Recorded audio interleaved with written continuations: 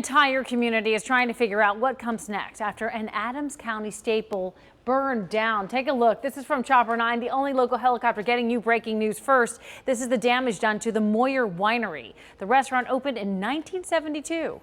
9 on your sides. Allie Kramer was the first reporter to the scene. She shows us how the fire is impacting the entire town. This picturesque vineyard is nestled right along the banks of the Ohio River. It is an iconic part of the Moyer Winery, and it's been here since the early 1970s. But that building was destroyed when a fire tore through it overnight.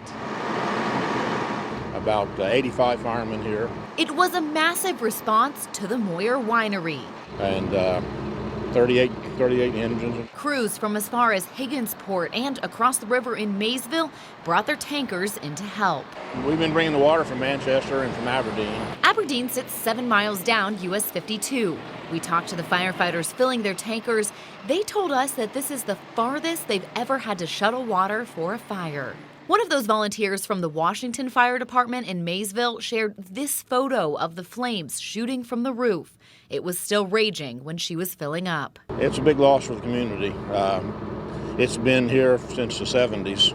Manchester Chief Rick Bowman remembers when Ken and Mary Moyer opened the winery and the restaurant back in 1973. Since I was about 12, I think.